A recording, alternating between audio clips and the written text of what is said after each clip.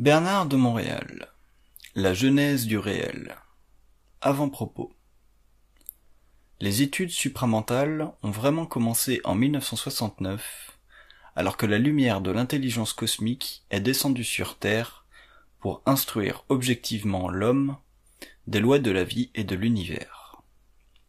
Fort de cette nouvelle énergie qui lui permit enfin de reconnaître son lien vital avec la conscience universelle, prospective et instructive, l'homme a pu comprendre le mensonge cosmique dont il était victime pendant des millénaires, en même temps qu'il dévoilait les mystères de l'inconnu en répondant de façon définitive aux questions de l'existence. Celles-ci ont nourri l'activité des religions, des philosophies et des mouvements ésotériques, et trouvent à la fin du XXe siècle des réponses à la mesure de l'angoisse qu'elles ont créée dans la pensée de l'homme. La dynamique des études supramentales repose sur le mouvement de l'énergie à travers un esprit créatif. Voilà pourquoi ce livre, premier d'une série, ne présente pas une vision encyclopédique de la psyché humaine, mais plutôt une approche évolutive permettant l'intégration progressive des lois universelles de la vie et de la mort. Et voilà pourquoi la lecture de la genèse du réel est ouverte, car chaque chapitre présente en lui-même la synthèse tout en n'étant qu'une partie de celle-ci.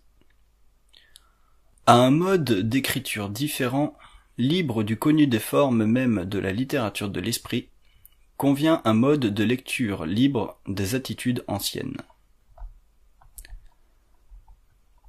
La perception du réel repose sur une double articulation fondamentale.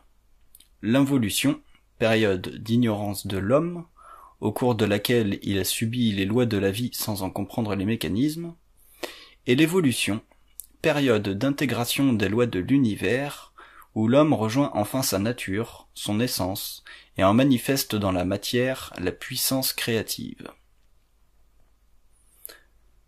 La genèse du réel marque le début d'une littérature cosmique. Elle ne représente qu'une fraction de ce qui sera publié au cours de la prochaine génération, car il devient de plus en plus nécessaire, selon le temps et l'heure, que l'homme sache que nous vivons à la fin d'un cycle, où le tout pour le tout sera joué contre l'homme, contre la liberté réelle de son esprit, sa seule force, sa seule lumière. Voilà pourquoi l'évolution future sera préparée par la diffusion d'œuvres qui, dans le sillage de celle-ci, serviront à lui faire reconnaître ce qui ne peut être pensé et feront de lui un pionnier de l'impossible.